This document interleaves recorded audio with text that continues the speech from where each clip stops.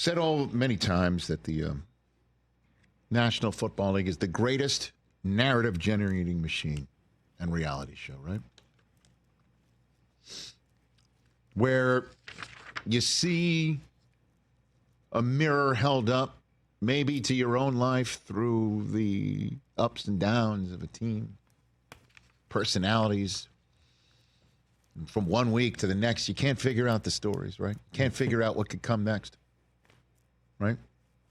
Life comes at you fast. NFL stands for not for long. Mm-hmm. All of that stuff. We're making calls like that. And in terms of drama, the most dramatic team, drama-filled team, the most reality show team of the 2024 season, your Philadelphia Eagles. Just God, it's not us. Entering the Pittsburgh Steeler game this week, 9-game win streak. A week filled with frantic first-time callers, livid long-time listeners, as if the 9-game win streak wasn't even happening. Never happened.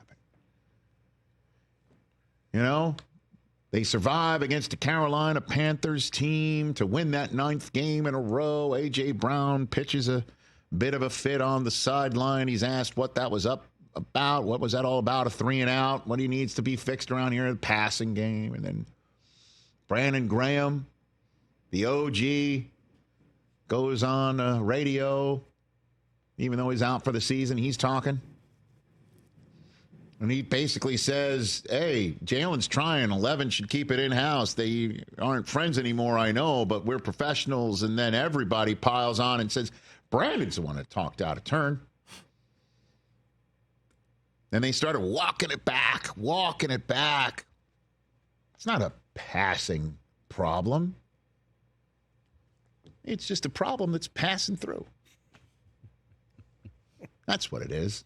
Not a passing problem. It's just a passing problem. It was a get the ball to A.J. Brown problem. Well, they were having. The squeaky wheel got the grease, sir. Yep. The squeaky wheel got the grease. For sure. Everybody could make book on that. I'm wondering, speaking of book, can you look up like the most bet on prop yesterday? Does that exist? Man. Because A.J. Brown, after saying, I need the ball, got 11 targets and caught 8 of them for 110 yards and a touchdown. He had just 10 targets in the previous 2 weeks combined.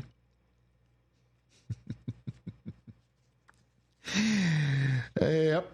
And Jalen Hurts threw it 32 times for 290 yards, 2 touchdowns, and a passer rating north of 125. Oh, and he also ran 1 and 2. Why not? His 10th game with 2 or more passing touchdowns or 1 or more rushing touchdowns since 2022. The only one who is better than that is Josh Allen with 13, all of them in the last two games. It's odd that he would have 13 in 2 games, but that's the way Josh Allen's playing, right? And it's all good in the hood. Jalen Hurts had this to say about being scrutinized. Scrutiny's never ending. It's nothing new, and so that's something that I find a thrill in, and I appreciate being told I can't and that we can't. And I know that I lead this team, and it takes a lot out of it. It demands a lot out of you, and I just want to show up and be the best teammate, quarterback, and be the best I can be for the guys on the team. That's Jalen Hurts' style, right? You know I'm going to be scrutinized. And by the way, Philadelphia fans who get upset with him, you need a quarterback that can say, I can take the scrutiny and I will just use it as fuel. Otherwise, those quarterbacks who don't have that style or mentality can get chewed up and spat out. And it's not just a Philadelphia story. That's a New York story. It's a Boston story. It's an Acela corridor story, really. But in Philly particular. That was him just kind of going a little high road. I believe A.J. Brown spiked the football. Oh, really? Yeah. Oh, I haven't Check heard it this. That was our moment to tell everybody, shut up, honestly, so yeah. so yeah. That's great. Shut up. Shut up. So what were the previous 2 weeks then? the previous 2 weeks. All right. Oh, wait, we're not done here. Honestly, this is like, I feel like this is a therapy session. This is like a family therapy session. This is Jalen Hurts talking about how they're just, using this to grow. Oh. Yeah, they were using this to grow. So that's what y'all wanted to see, huh? The approach was a little different this week, and the grass will be green where you water it, and we decided to water it, and kind of saw the fruits of our labor in that. Obviously, we've been watering the running game a good bit, and it's kind of natural to put an emphasis on one thing and kind of take an emphasis off of another, and see what you guys have kind of seen. And so, we want to just continue to be well-rounded, push to be well-rounded and water all areas of our yard. Watering and Watering? And where have we heard that from? Interesting. Where have we heard that from? Oh, really? It's really important that the foundation is being built and that the roots are growing out. And the only way the roots grow out every single day and they grow stronger and they grow better is if that we all water, we all fertilize, we all do our part. Each individual coach, each individual player, everybody in the building, that we do our part to water to make sure that when it does pop out, it really pops out and it grows. Yeah, the water and fertilizing came in 2021. Remember that? Yeah, that was way yeah. back when we all thought this guy has no chance in Philadelphia. No chance. Right? We're going to water, we're fertilizing. We're like, what is he talking about? What the hell is he talking about? But he wound up, he's like a perfect guy for this team in this city. They haven't lost since he shaved his head. And here's the thing, though. Here's the thing. Hold on a second. I'm not done here. I'm not done laying it all out. Because even with Hurts and A.J. Brown being able to say, this is what y'all wanted to see, this is our time to shut up, then he scores a touchdown, and then they both meet like they talked about this throughout the week. I'm going to score. You're going to throw me a touchdown pass. Or he says, I'll throw you a touchdown pass. What did they do? The kid and play dance? Yeah. Right? Like, this is what we're going to do. They even had a celebration ready for it. Even with all that, at one point, the team's other, there it is, look at that. Getting at funky. One point, Getting funky. Yeah. The other Kid and play. Jalen on the team, I don't know what the hell happened here, but Sirianni went up to him at one point, and assistant Clint hurt, and Big Dom got in between them. So even when everything's supposed to be hunky-dory, we got another one. But they hugged it out on the sideline, and Sirianni said this about it after the game.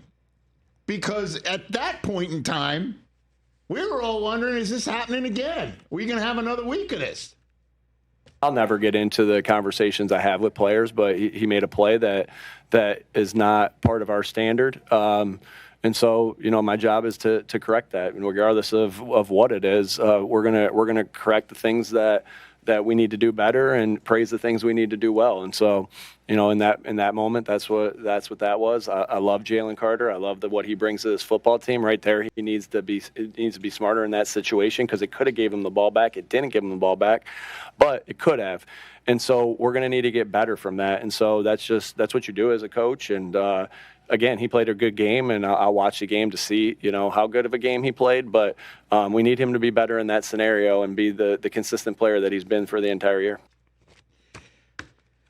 I think many of us know a family in our lives, could even be yours, where you watch family members talk to one another, argue with one another, and it gets heated.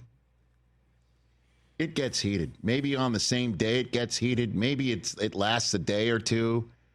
And then once it all gets aired out, they hug it out, and they're closer for it. And you sit there and you go, why do you talk to each other that way when you know you love each other? Why don't you just say you love each other and avoid all the drama? Why don't you just get closer by telling each other how much you love each other rather than arguing about it and then coming together closer? The Philadelphia Eagles are that family.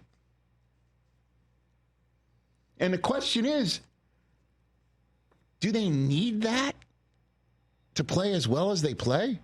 I'm wondering, is Saquon sitting around going, what the hell is going on around here? I'm new to this family. Yeah, right. Can we just all follow my example and tell everyone we love each other? And then he looks at the standings and they're Because- like, oh, cool. Because I'll tell you what, Saquon could have taken the microphone after the game and said, you know what we got around here? We got a running problem. Because Hurts keeps taking my touchdowns. I got a vulture around here, and his name is my quarterback. And I only had 60 yards rushing. 65. Second fewest in the game this year. Whole country's watching. I'm not scoring. Josh Allen's taking my damn trophy. This is what Saquon had to say. Everyone knows what this team's capable of doing. Finally we showed it. Like I said earlier in the week, if the team does figure out how to slow down and run, we're more than capable of passing. And if teams want to stop the pass, we're more than capable of running. That's the beauty of the team that we have. We won a game where we didn't run for 200, 300 yards. So everyone, the media, Philly can take a deep breath and we can get on and get ready for Washington. Yeah, he's like the guy, the family member you want to sit next to at that Thanksgiving table in this family. Like that bear Because he's episode. reasonable. You know? It's like, what the hell's... It's a reality family. It's like keeping up with the Eagles. I will share this with everybody. Because he's out there watching Game Day Morning, and I'll get a text every now and then from him. And I got a text from him after we chopped up, Mooch, Kurt, and I chopped up this subject matter, talking about how a quarterback and a coach handle a wide receiver, saying there's a passing problem. What do you say? He's letting stuff out of the house. What do you do? We had this whole conversation. It was a great conversation. My phone buzzed, and I looked down, and anytime I receive a text from him, I'm very excited for every reason. Every fiber of my being is fired up. Every age group that still resides within me is excited. Because his name is Reggie Jackson. I'll share it with you. Even though he told me not, I didn't tell me whether or not to. He wrote after the Eagles conversation, 11 wins, meaning that's how many wins the Eagles had. It ends there, is what he said. The QB isn't complaining, nor the coach, and I'm a Steelers guy. He is a Steelers fan because he and Franco go way back. Right. They are second in most points differential. Winning sometimes doesn't look pretty, but it's still number one on all our lists. The A's nor the Yankees ate many dinners together, but we got 5 trophies. 72, 73, 74, 77, and 78. And we're there again in 81, 6 times in less than a decade. We didn't ever lead the league in offense, but we won the big trophy that all try for. Signed, Mr. October. What a flex. To just be like Mr. October out. I didn't have many dinners, but I got 6, I got 6 championship appearances, 5 rings. The fact that you could say Mr. October and everybody knows who you're talking about. That's amazing. The Philadelphia Zoo? Is that what it is? Right? I don't know. But in the same way, we're like, can the Lions win with all those injuries? Can the Chiefs win with, their inability to be more good than lucky?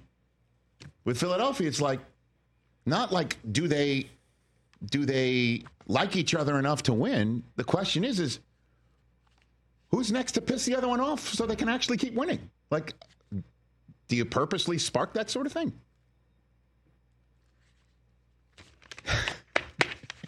It's unreal. It's unreal. As they're 12-2 and might win it all anyway. What a sport, what a season, what a town, what a team, because they are insanely talented. Catch the Rich Eisen Show every single day on the Roku Channel, 12 to 3 Eastern, for free.